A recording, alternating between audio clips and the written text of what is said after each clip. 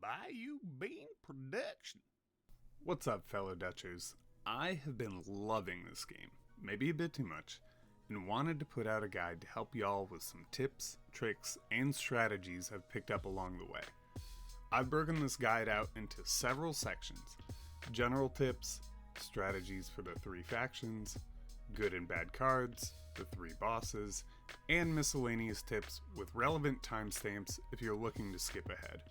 Without further ado, let's get right into it. First up, think ahead. You effectively always know 5 pieces of information between the reserve, the current piece, and the next 3 incoming pieces. So don't be afraid to take your time and place those pieces in your mind's eye before fully committing to a placement. Doing this will help you avoid situations where you feel hard stuck by the tiles that you are given. Secondly, you will see at a minimum 2 of each tile type in the terrain. The order that they come in is random, so you might see 2 lines very close together, but you will see those 2 lines. That means that when you're building your board, avoid situations where you need more than 2 of a single kind of piece to bail you out. Many times when I was first starting this game, I would play very greedy and just hope for more line pieces so I could complete multiple 4-line clears, but I was oftentimes painting myself into a corner. Third, don't be afraid to get ugly. If you have a specific combination that you're trying to pull off, it is oftentimes better to leave small gaps, but continuing to build openly, than to attempt to create a perfectly cleared board. This is especially true when you consider rows that have wasteland tiles or buildings, as you aren't going to net many resources from that row to begin with. Fourth, some tile rotations require the piece to actually be moving in a set direction to work. So try playing around with the 2 rotational directions while moving the tile left or right. It takes some practice, but it can really bail you out of some sticky situations. It's also really easy to practice, as swapping to your reserve piece will reset the height of your tile and let you try it all over again.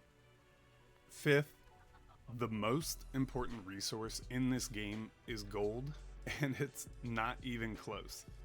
Each game has a set order in which it will offer you the cards after each battle. So to get to the most impactful cards or important combo pieces, you need to be able to reroll aggressively, and to do that, you need gold. By the end of Act 1, be sure to have your gold supply ready to pop off with at least 1 gold generating building. The last general tip I have has to do with combat, specifically the fun kind of rock, paper, scissors puzzle that you are faced with at the end of each round. One very important aspect of this combat round is that you are allowed to combine enemy troops.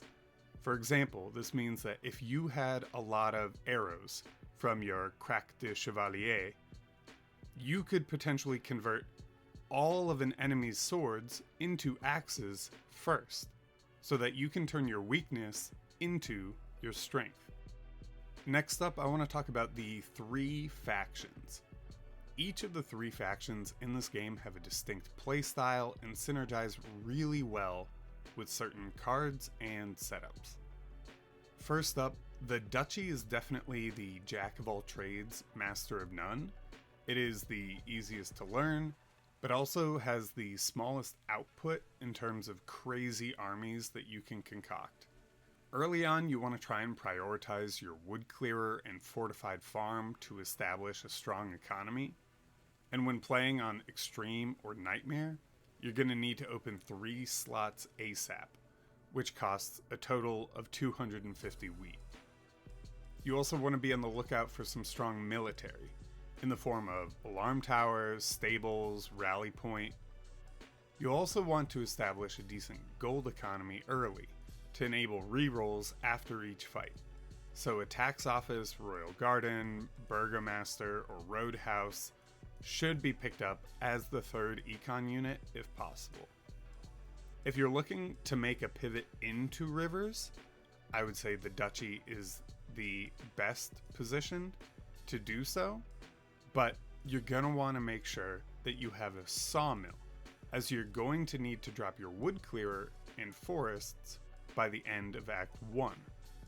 Key technologies for the duchy include terraformers, land expansion, wheelbarrow, and clearing. For the mid and late game, most of the duchy's key strategies don't involve too much stone, so mountains can be dropped off going into Act 3. If you do find yourself needing stone, picking up a stone cutter for 1 to 2 rounds should net more than enough stone to last the rest of the game. Next, we'll move on to the Republic, and I cannot overstate the love-hate relationship I have with the Republic. Most good Republic runs are like playing a combo deck in MTG. You put all of your time and energy into a wombo combo with the Belfry, just for downtown to be the third to last tile you draw, and your game state to be an absolute snafu. With that said, pulling off a strong city combo with the Republic is incredibly fun. The main component of understanding how to play the Republic well is thinking about the next stage of the game as you are upgrading your Belfry. As a general rule, I like to take the upgrades that increase gold, citizens, and stone. However, if your playthrough is being a total butt and not giving you worthwhile military units, don't be afraid to dip into the garrison. In fact, my standard opener for Belfry on Nightmare is the 5 gold upgrade at level 2 and the 15 garrison at level 3. To make that happen for the very first peaceful region, you need to do your best to set up strong multi-line clears on city tiles so that you can reach 150 citizens from this one map. That will allow you to upgrade the Belfry twice before heading into your first enemy battle, which on Nightmare is important because if you get those 150 citizens, that means that you can pick the tech to have your Belfry grow based on plains, river, or forest, and it becomes an actual military unit. As you move into the middle and late game and your Belfry begins to gain strength based on the borders of the city, a key aspect of your strategy needs to become painting a picture of how a board should realistically end in your mind. From there, you can work your way backwards to achieve that goal. For instance, if you gain Belfry garrison for adjacent plains, try to use your forests as the primary tiles for your downtown, to save your plains tiles for bordering your city. In terms of the second border option, I have tried all 3 and had the best results with fields and mountains. For Nightmare and Extreme modes, you are going to need all the army you can muster, so picking Wastelands as your second border is a non-starter. Fields can be quite strong with exploited lands, farms, or my personal favorite, a clearing level 3, but if you don't have one of those cards by the middle of Act 2, you need to be prepared to select mountains as your second border. When it comes to river gameplay, the ever-elusive River City build can be fun, but it is much weaker than Plains or Forest, just by nature of the fact that you will convert less tiles and in turn get less resources from your connected Belfry. My one last note about the Republic, and this game in general, is the following. If you see a blacksmith, you pick a blacksmith. By placing a blacksmith on your Belfry, not only will it copy the military gained at the end of the round, it will also double your output of citizens, gold, and any other resources created by the city. Seriously, always pick the blacksmith. Finally, we have the Order, the most absurd snowball war machine in this game. There are two distinct build paths that I like to consider with the Order, and both of them are the highest cap in the game. Those two builds are Faith or Gold. Both of these strategies rely on using the technology card by the sword to create positive feedback loops, where you gain units, which gains you faith, which gains you units, which gains you faith, etc., etc. In the early game, be sure to scout out a path with as many dual land splits as possible, as this is going to allow your Crack de Chevalier to shine. The Crack de Chevalier is a powerhouse in the early and middle game, but I oftentimes find myself removing it from my deck entirely by Act 3, as its requirements and brain power for building start to really fall off compared to other military units. For extreme and nightmare modes, it becomes incredibly important to find buildings with crusaders such as military chaplainancy, graveyard, and crusader outpost.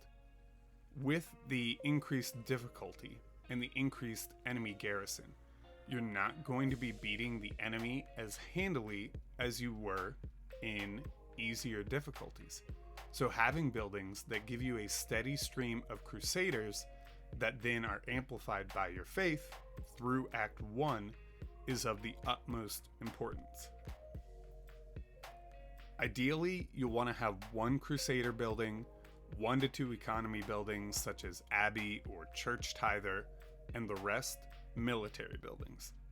For the late game, your main engine will revolve around commandery and or barracks. Just like with the Republic, if you see a blacksmith, pick a blacksmith. Being able to copy faith gains from a tither or abbey, or the units from commandery and barracks is just absurd and outright unbeatable. When it comes to spending crusaders, you need to set up your ability to snowball as quickly as possible, which means opening your additional slots ASAP. So after completing the quests, you're going to start with 200 crusaders, which means you can build one church for an extra 5% resource gain and save the rest for more slots. More slots is more econ and crusaders, which becomes more slots. The entirety of the order is just that, one big snowball. Get yourself going and you will not be stopped. Now I want to list off some of the snap picks and duds you'll come across and who they are specifically the best for. I'll go ahead and say this again at the start so I don't have to list it again. If you see a blacksmith, pick a blacksmith. Finally, it's important to remember that almost every card in this game has its corner case. So no card except maybe Orchard. They ask you how you are, you just have to say that you're fine when you're not really fine, but you just can't get into it because they would never understand. Is a hard no from me. I consider the following good cards to be good because of their payout to effort ratio. Likewise, I consider the following bad cards to be bad because of their limitations, requirements, or general headache they cause during your gameplay. First, let's talk the economy cards. So, in terms of good cards, Manor is great for targeting specific resources and filling in tricky gaps because of its noble tag. Royal Garden plays a similar role to the Manor and is a solid option for early economy, as it can be easily leveled up to level 2 while you're still in Act 1, where it will start providing 64 wood, gold, and wheat when it is fully explored. Terraformers is specifically amazing for the Duchy and Republic, generating more resources than exploration line clears without you having to think about it twice. You pick up terraformers, anytime you change the terrain, you are getting paid for it, and both of those factions love to change the terrain.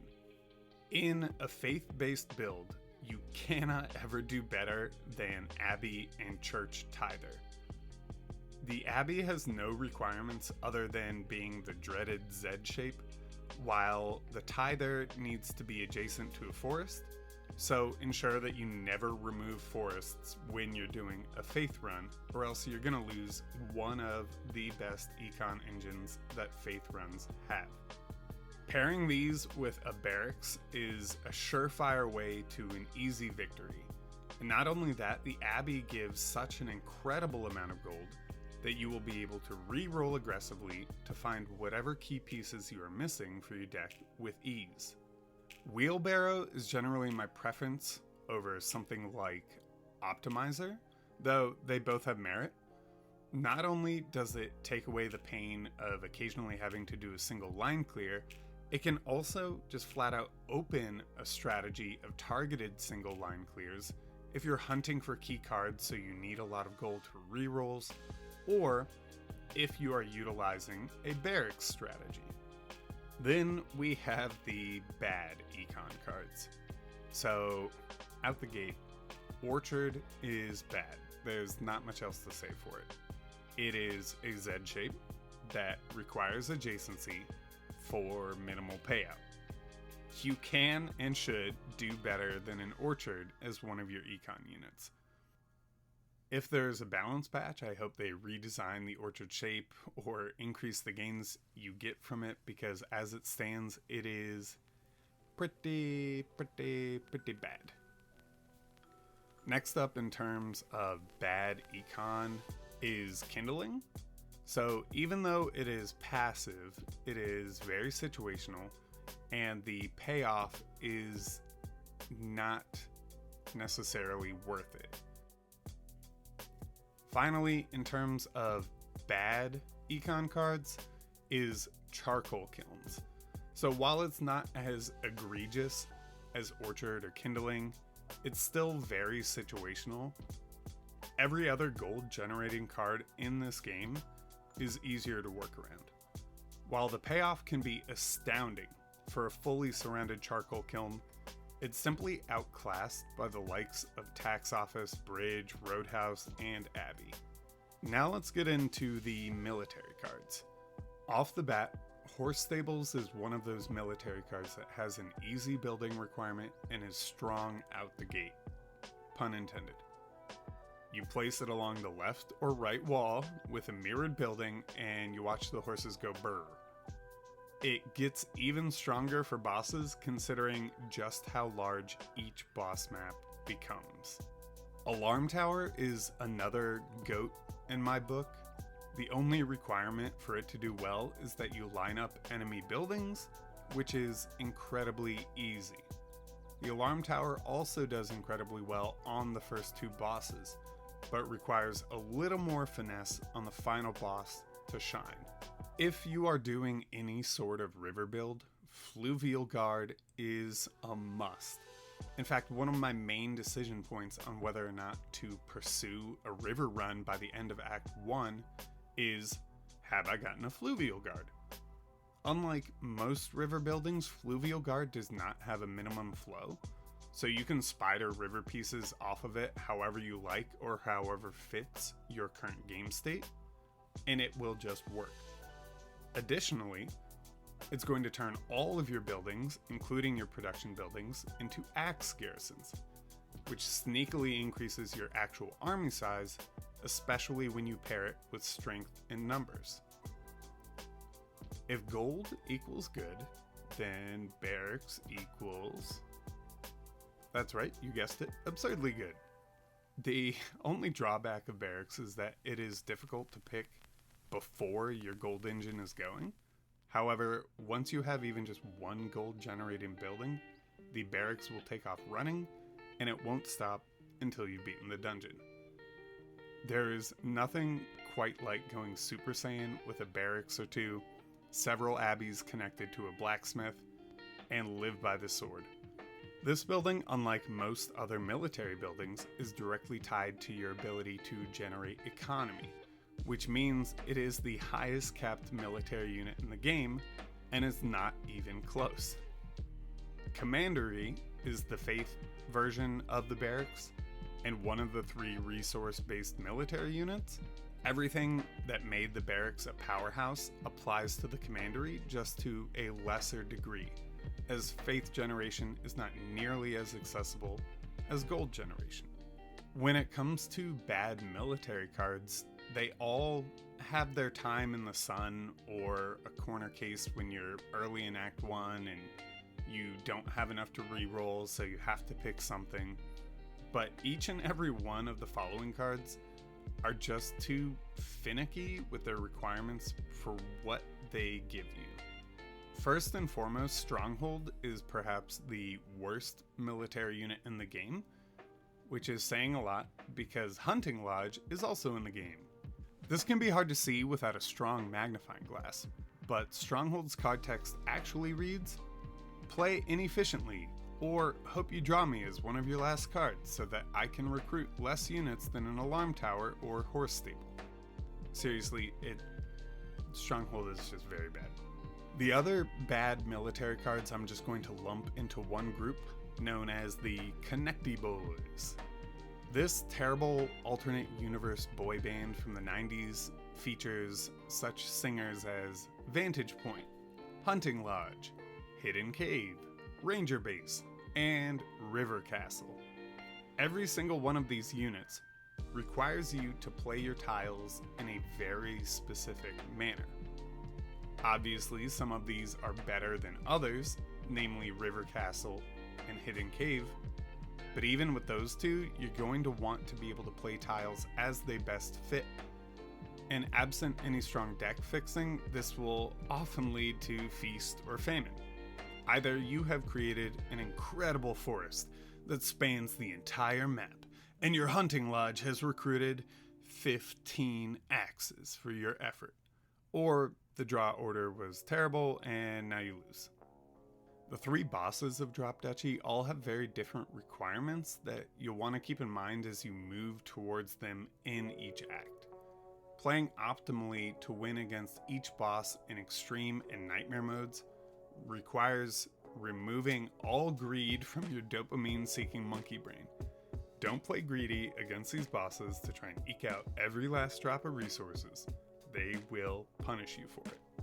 The wall is perhaps the second biggest hurdle to completing a run, second only to the absurd garrison bomb of one of the fights in Act 3. To succeed at the wall, you're going to need to keep a few things in mind. There are always 2 strategic pavilions. Given the limited space offered by the presence of the wall, always try to be building in such a way to put these pavilions on the very edges of the map. Production buildings also make excellent buffers to prevent these pavilions from growing in garrison size. The other 2 military units the wall has are Rallying Point and Wooden Fortress, both of which are terrain dependent, neither of which benefit from river. So utilize opposite terrains or the river tiles to your advantage. The third thing you want to keep in mind is that, unlike every other fight to this point, space is incredibly limited. So always be building horizontally and only go for multi-line clears when the pieces line up perfectly. The Duchy is actually going to have the easiest time with this fight, whereas the Republic and the Order have to deal with the headache of the 3 mixed terrain tiles and just the chaos of all of the overlapping buildings negatively impacting their combos. For the Order, don't be afraid to use buildings as the smallest region on your Crac de Chevalier. Just be sure not to connect military buildings to the enemy strategic pavilions. As you head towards the keep, it's important to think about the space you are able to utilize in this fight. Try to imagine ahead of time where each of your pieces can sit without triggering the towers. While I love a good castle, bastion, or siege camp, units like these are heavily penalized in this fight, whereas a watchtower, alarm tower, or stables can do exceedingly well because they can fit in multiple locations. For all 3 civilizations, try to reserve the middle area for your combo pieces. In the case of the Duchy, use plain tiles to fill up the middle to give your watchtower and farm the greatest effect. For the Republic, utilize your neighborhood pieces and the opposite tile type. For instance, if you gain units from plains, try to use forests in the middle so that your downtown converts those tiles and leaves plain tiles on the sides unchanged. If your belfry is high enough level, however, you're going to want to put whatever your border pieces are in the middle, because once your belfry gets to a 2x2, it becomes very clunky. So just putting it down in the middle, surrounded by the appropriate border, is oftentimes the right play. Similar to the wall, the Order has to deal with the headache of making room for their Crack de Chevalier. Examine the tile amounts ahead of the match, pick the most common tile for the middle, and build up what I like to call a comfortable cup for your crack, which involves getting the walls up as high as possible on either side so your crack does not have to worry about coming into contact with any of the other buildings or surrounding terrain types. The dungeon is, in my opinion, the easiest of all three bosses. By the time you get there, you should have a fully functioning deck. So with that said, you can put yourself into a stronger position against the dungeon by keeping the following in mind. First, you'll need mid-combat resource generation to enable bribes. Cards like Wheelbarrow, Tithe, and Terraformers really shine here. So if you see those early on in your run, pick them up because they're gonna help you on the dungeon later down the road. Second, the dungeon always follows a set pattern for its traps. It goes horizontal, borders, left and middle, X, right and middle, and then it circles back to horizontal. By keeping this in mind, you can better plan your turns, knowing which portions of the board are gonna be available after you drop your next 2 or 3 pieces. The last kind of quasi tip I'll offer for the dungeon is that sometimes you need to consider allowing the dungeon to recruit enemies. If you're using a card like Fanaticism or Alarm Tower, the gains can sometimes be a net positive for you, despite it feeling overwhelming to have more enemies on the board. So if you're running Fanaticism, try to let one enemy get through, because at the end of the round, they're going to be converted to you, and you gain something for nothing. In my very first Nightmare clear on the Duchy, it involved running 2 alarm towers in my deck. In order to win, I had to purposefully avoid paying the bribes as long as possible so that each enemy played would net my 2 alarm towers 40 to the dungeon's 25. Now for some miscellaneous tips that are fairly niche, but fun nonetheless. This is a more specific tip that may get patched, so take it with a grain of salt. But you can utilize No Mercy as free gold gain at the end of each round, even when you have an enemy in the reserve. If you place the final tile of a match out of bounds, it does not count, even if it is an enemy. So by doing this, you remove the enemy tile from the reserve and get free gold after each match. Obviously in Nightmare and Extreme modes, this isn't an issue since you can't reserve the enemies to begin with. But even if you're playing Trials or an easier difficulty, remember that just placing the enemy as the last tile out of bounds means you're gonna get that free gold from No Mercy. Another more specific tip is regarding Erudition. While the card says it offers an additional level 1 choice, the upgrades of the card are misleading, and you effectively only have to upgrade it once to get its maximum value by the end of Act 2. So when the card says it offers an additional card of 2nd level, what it's actually doing is adding 1 level to the offered reward. That means that starting at the end of Act 2, it will turn one of your level 2 choices into a level 3 choice. This, like the No Mercy tip, could very well be fixed, but if you pair this Erudition tip with my previous tip about how important gold is, it becomes very easy to re-roll into an incredible level 3 building after each battle. The last miscellaneous tip I have relates to buildings that gain resources based upon their row, such as horse stable, carpenter, roadhouse. If you play any of these buildings flat on its long side, you will harvest double for that single row. So while that's technically less resource gain than having your building cover 2 rows, it can be necessary or even times better depending on the situation. Be flexible and don't forget that you can always just place them on their side. And that's it for the guide. I love this game and I love talking about this game, so if you want to see more in-depth guides about each of the factions, the bosses, the trials, or anything else Drop Duchy related, let me know. I'm also toying around with putting out some long form videos with my extreme runs while I narrate my thought process. So if this would be interesting, comment down below and I'll start to publish those as well. All in all, I hope you Dutchers enjoyed the video and good luck out there.